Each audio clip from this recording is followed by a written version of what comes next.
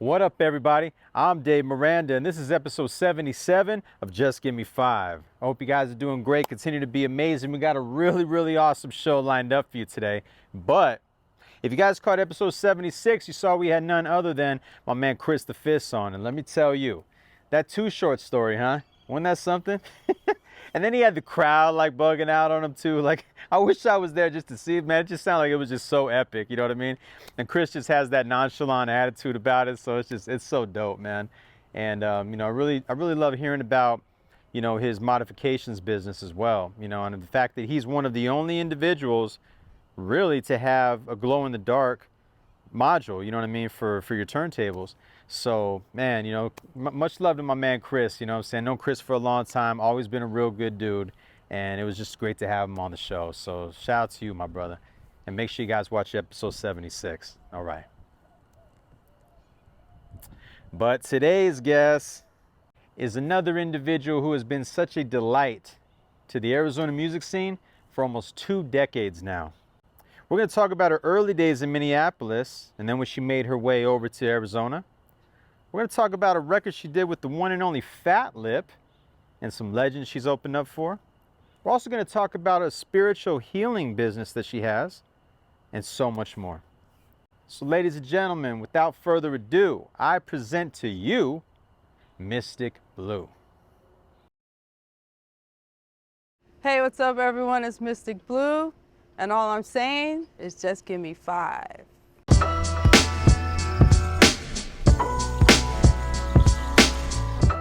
What inspired me to be a singer and musician? Basically, it was natural for me as a kid. I would sing around the house, play like the little pots and pans and everything.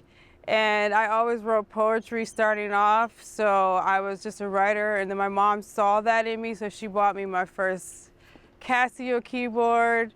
Okay. And then so I just stayed in my room and just started playing on the Casio keyboard. That's where writing music came about. And it was just something that made me happy. It was like my therapy as a kid. I didn't have the best upbringing, so it helped me just to escape from what was going on in my family and stuff. And I just fell in love with it. I knew it was something I wanted to do just because it was natural for me and it just made me happy as a child. Who were some of your influences at that age? Oh gosh. Motown. My mom is a big Motown person, so Stevie Wonder, The Temptations. Okay. Anyone Motown, Smokey Robinson. I grew up on all that Motown stuff. And then I did grow up listening to gospel music, but mostly it was like Stevie, Temptations, Marvin Gaye, you know, the Supremes, things of that nature. This is when I'm like 5, 6, 7, so I'm really young, but 9 years old. And then I started getting into hip hop music, you know, like a Jungle Time, you know, when that song came out. Right, yeah. Like I had a mom who listened to vinyl, so she would play all that stuff. So that's really what inspired me.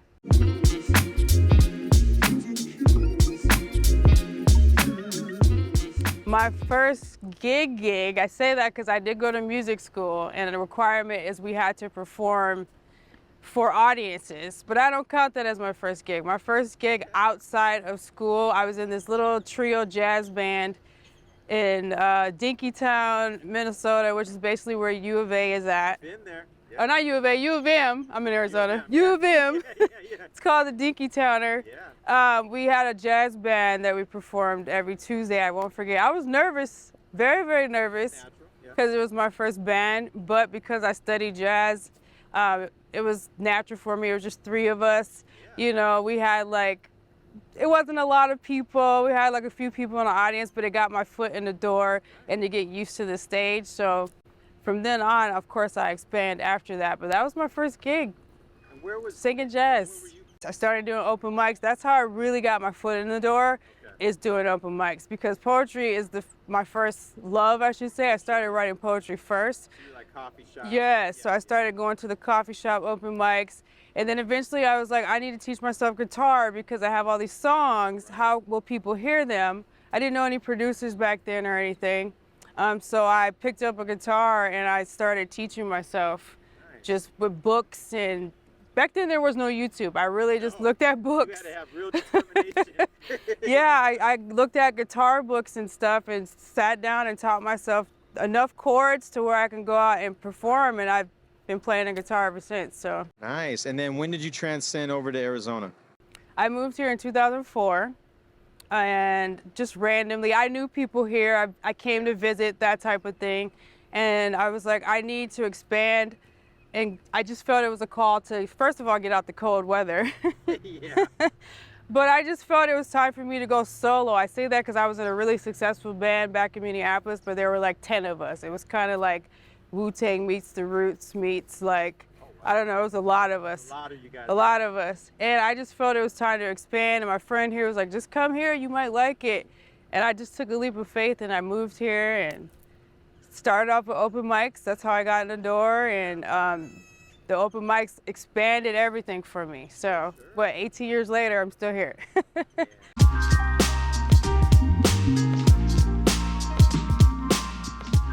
So yeah, 2014, I released my first album, debut album called I Am 2014.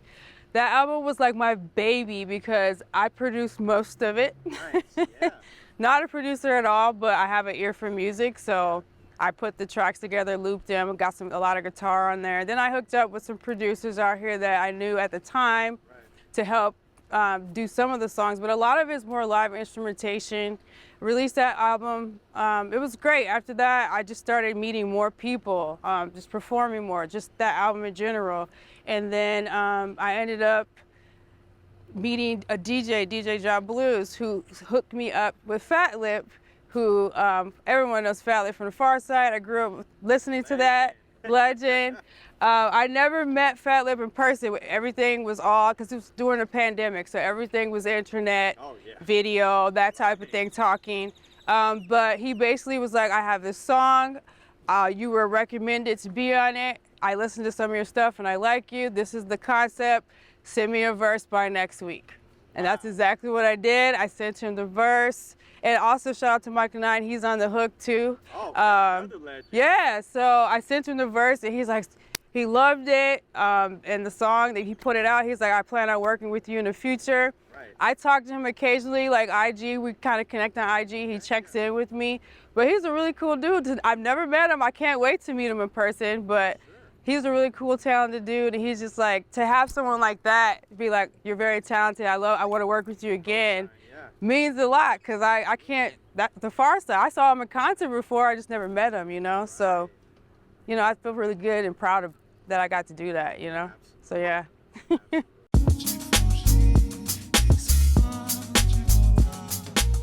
So how I became a spiritual healer, I was always one, you know, how you always have gifts as a child and things of that nature. But how I ended up on this journey is, someone told me about a school out here, Southwest Institute of Healing Arts. Like, I should look into it. And after doing research, I ended up going to school there and graduating in 2012. Okay. Still didn't know my journey yet, but I ran into a fellow poet, and she basically was like, you should be doing this work. You have a natural gift. You want to help people. Yeah. This is a calling that you have, that type of thing. Right. It took me about 4 years before I listened to her. And then finally, I was like, yeah, I do have a gift, let me use it and figure out how I want to use it. Sure. And then I took the leap of faith, probably just a few years ago, 2019, and started making videos and putting myself out there in the spiritual realm, because everyone knows me as an artist, a musical artist, but not too many people knew that I had spiritual gifts and things of that nature. So 2019 was the year that I said, I'm just gonna do it. And it's been pretty successful. I have my own business doing it. I work at a store, a metaphysical store where I do it. And so it's been going good. Yeah, I'm pretty excited about it. Can you think of like one particular, you know, healing or moment that has really stood out to you so far? Oh gosh, so many. I'm sure, yeah. So many. I always like when I have a session with someone and I say that something's going to happen or this is going to happen, or like you'll get a breakthrough of some sort, and then they call me and they're like, oh my God, it happened exactly how you said it. Wow. And I get that a lot, no bragging, but I do get that a lot. But there's one particular person, she's not even in the state, she was referred to me, she lives in DC, I believe. Okay. And she basically was going through some stuff, and I basically was like telling her that it's going to work out. Not trying to give all her details, it's going to work out. But she literally messaged me, but I can tell in her message, it was like she was in tears. She was like, I was crying, that type of thing. Like basically, thank you, thank you, thank you. But one thing that stands out, there's this one lady who's also not from here. A lot of people who follow me don't live in Arizona.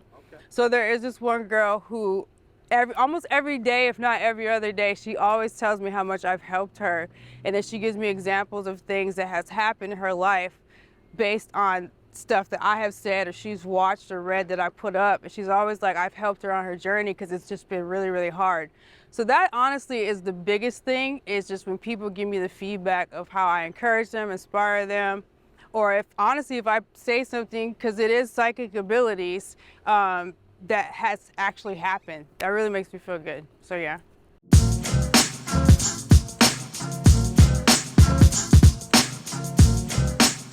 It feels really good to know that I'm special and extremely loved. Coming from a person who took years to even love herself, and things that I've been through, to finally be able to receive something like that, because receiving is always the most hardest thing to do. We can give, but to receive. So to feel special and loved means the world to me. More than I can even say in words. Like I honestly do feel that in the Arizona community and just in the artist community. I say artist community in general. I feel like I get a big hug every single day, if that makes any sense. And for a person, like I said, who could not receive, to be able to, it's like chocolate. Like women, we like chocolate. It's like I'm eating a big chocolate bar on the couch with like some pajamas on, you know, just that comfortable feeling. It feels like home. There you go. It feels like home. So it feels really good. I'm very honored. Yeah.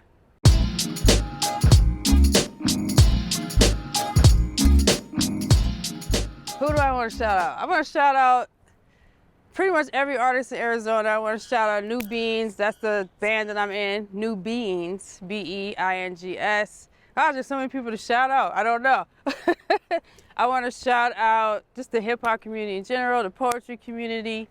I want to shout out, there's too many people. I just know too many people. Everybody who's doing music or who's just doing their art, who's expressing themselves, I want to shout you out. Only plug I can say is www.IamMysticBlue.com. That's how you get all my music info, all my spiritual info. And I'm out. Peace. And there you have it. Man, nothing but love and respect to Mystic Blue. You know what I'm saying? I've known Patrice for a really, really long time. You know, we met at the Hidden House back in the day. That used to be the spot if you were a hip hop artist or just a music artist in general. And man, she has just always been good people, you know, and I'm really proud of her. She's come a long way, especially with her spiritual healing business as well. I think that's awesome. A lot of people need that right now, you know. And, you know, just nothing but love to you, my friend. I wish you nothing but continued success in your ventures. And thank you for being a part of the show. Make sure you guys are following her on social media. Shout out to my brother, Jimmy Nelson, on the camera. Make sure you guys subscribe to that YouTube channel. Tell a friend to tell a friend. All right. Well, this was definitely another one for the books. I hope you enjoyed it as much as I did. And until next time, stay tuned, stay blessed, stay healthy, and just give me 5, y'all. Everything you get, you got